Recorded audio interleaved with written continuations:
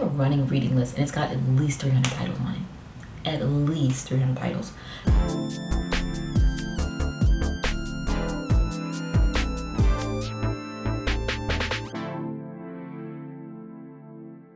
Hi, thank you for coming back. I appreciate you guys stopping in. I am going to be doing, like the title said, a book list for the year 2026.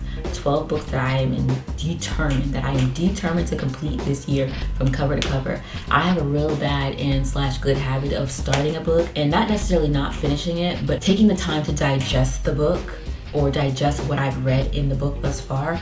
But I want to finish the books, right? So I am making a list of 12 books that I'm going to read, one book per month, and a couple books that I have listed or will list as honorable mentions because I don't think that they'll fit directly into like the neat 30 days. I'm trying to like plan while also leaving space for things to change. So let's get started then, right? The first book that I'm reading for the month of January, listening to what I feel like I needed to hear right now as far as like what do I need to learn right now, I decided to pull this book out. It's called A Teenager's Guide to Achieving Early Financial Independence, First to a Million by Dan Sheeks.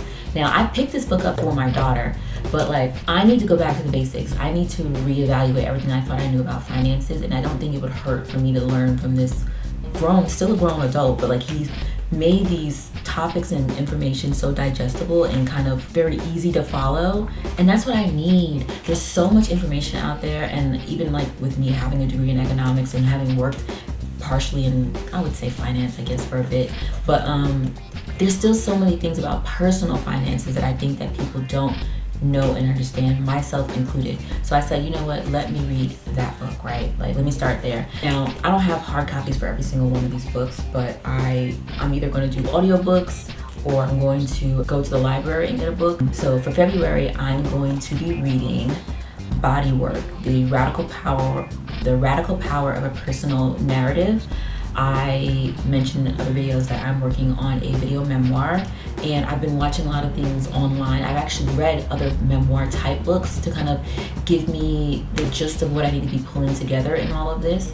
My friend recommended this one to me. She recommended it to me a while ago, and I said, you know what, yeah. I have a running reading list, and it's got at least 300 titles on it. At least 300 titles. Not all books, but a lot of them are. And that's where I pulled this one from and a couple other ones on here, but some of them are more recent that I kind of stumbled upon, right? So the next book then for March is Company of One by Paul Jarvis. And something else I think is worth mentioning, like I did say I start a lot of books and don't finish, but a lot of these books on the list are books that I started and did not finish recently though. So Company of One is one of them. I started that one last year when I started my business, but it's been really good from what I did get a chance to read. All right, then for April, another book that I started but didn't finish, and I've gotten a lot further in this one. It's called Be a Disruptor by Stratis Morphingen. I stumbled upon this book at a restaurant. So my daughter and I had been going to gymnastics, I think, one day, and we were hungry, which we usually are, and we went to eat. We wanted some diner food, but we specifically wanted a real good milkshake, right? And so just like a Google search, I found this like very cool restaurant. I can't remember where it is, and I think I'll put a list of it, or I'll put the address or information up here so you guys can see it. But it was such a cute little diner restaurant on the corner of this, was it on the corner? No, it wasn't on the corner, but in Manhattan. I want to say between 16th and 23rd, don't quote me on that, I don't remember. But the author happened to be there because he owned the restaurant. So he's like a food guru in the industry here in New York. And that's basically what the book is about. But he talks about his experience about being a New Yorker and being a disruptor and the value of being a disruptor, and not, especially as an entrepreneur, knowing that sometimes you have to color outside the lines. So far, I love it so much, but I still haven't finished it. So that is my April book. April is also a very busy month for me because my daughter and my father and my mother's birthday are all in April. And so I usually am just like inundated with things happening, right? So I didn't want to like do a full book. It's something I've mostly finished. Then for May, I'm going to be reading The Weight of Glory, again, a book that I started, have not finished, by C.S. Lewis. And I have never been a huge C.S. Lewis, or growing up, rather, let me say that. I wasn't a huge C.S. Lewis fan. I went to a Christian school, so they gave us C.S. Lewis like for breakfast, lunch, and dinner. And I'm like, as an adult now, I'm even still questioning that decision because it's very dense work. However, I can appreciate the work a lot better, especially because of what I've read with The Weight of Glory. This is the first one I thought that he kind of gave it's a collection of essays that he did, but somebody did a foreword for him, I believe, and it just talked about like the end of his life and what he was experiencing, what he was doing, basically just trying to get his affairs in order to ensure that, you know, his legacy was intact. And I loved it. From that point on, I was like, okay, I might need to look up more of his stuff, which people are gonna be like, yeah, girl, duh. But so now for June, I'm going to be releasing my video memoir for the months of June to August. And so I was looking to do something a little bit more lighthearted, or to read something a lot more lighthearted. So I decided to read Hyperion by Dan Simmons.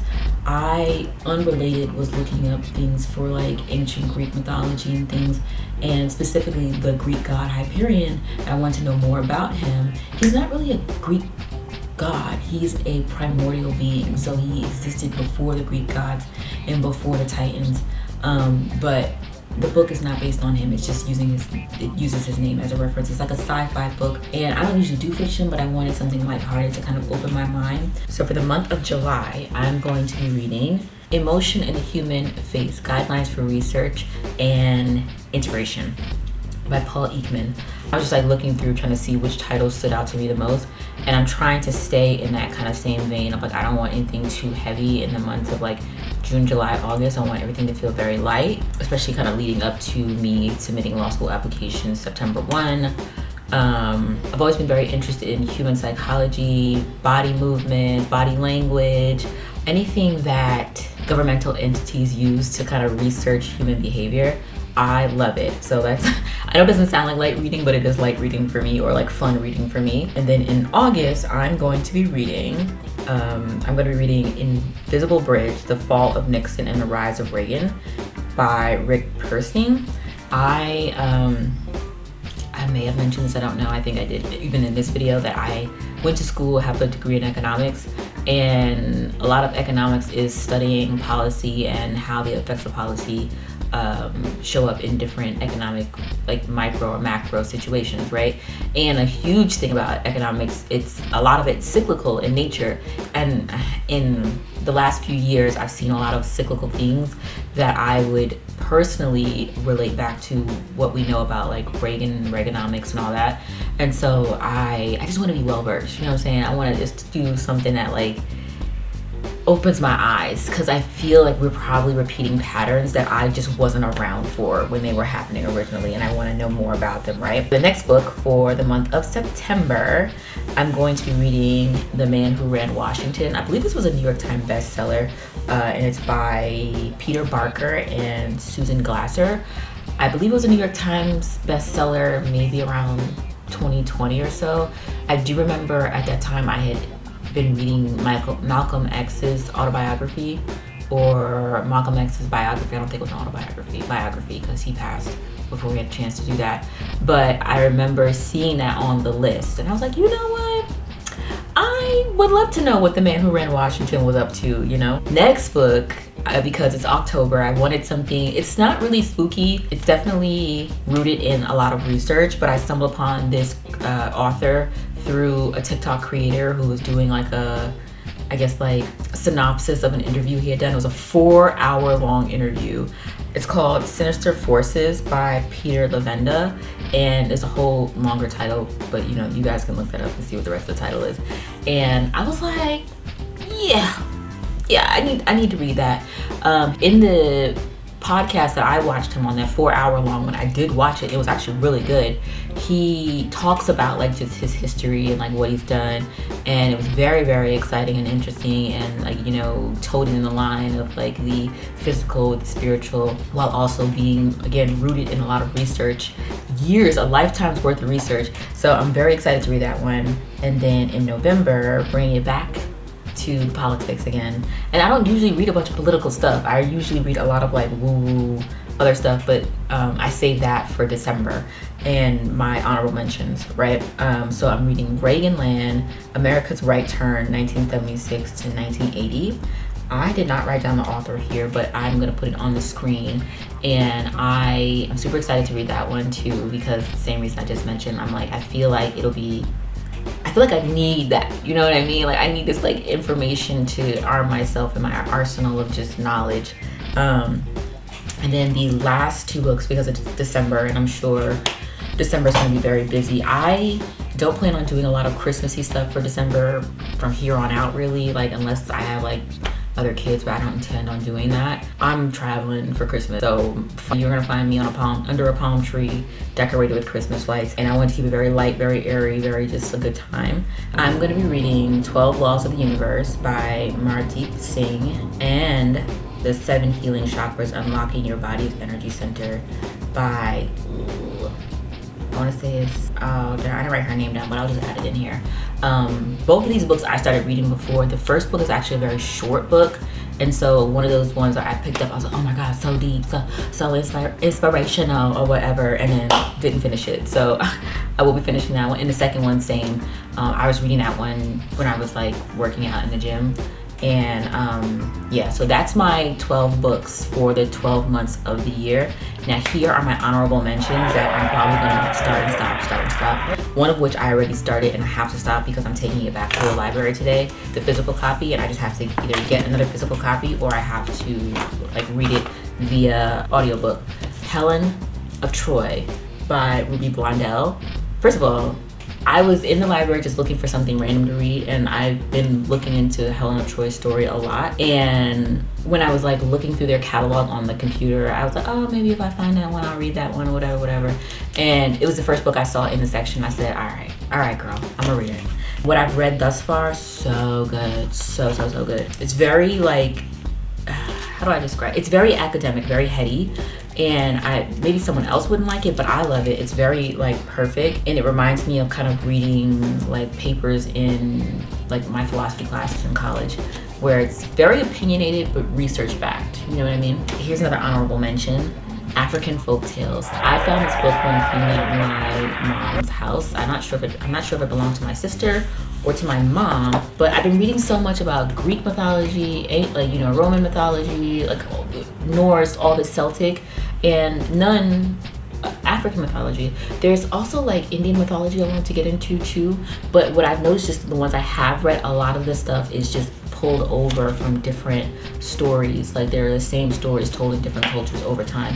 So that to me signifies that there's something else that you need, like, you know, something that I need to investigate further, right? So I'm very happy to be getting into that one. And then I think the last honorable mention will be Ask and It Is Given by Esther and Jerry Hicks. I again started this book, been starting this book, starting and stopping it. I don't even know what chapter I'm on now. I'm on chapter 6 or so, and there's so much more to read. But she has a lot of really good stuff online that I listen to, and I don't remember where. I think I had listened to a podcast she was on Spotify, and she mentioned this book, and I was like, oh, I didn't realize, which I should have known she had books out, but like I was like, let me get the book, see what's going on. And when I went to get it from the Barnes and Noble, they actually didn't have it and had to order it for me. So I'm super invested in finishing this book because I believe wholeheartedly that I can have anything that I put my mind to. I've always believed that, but it's good to have reinforcements and like different perspectives. I don't have anything else to say right now, but thank you so much for watching this video and coming to, you know, see what I'll be reading this year. I'm going to be doing follow-up videos with reviews on each book. And if you all would like to follow along with me, I think I'll be posting about the books that I'm reading on my TikTok that I'm doing with my children's book.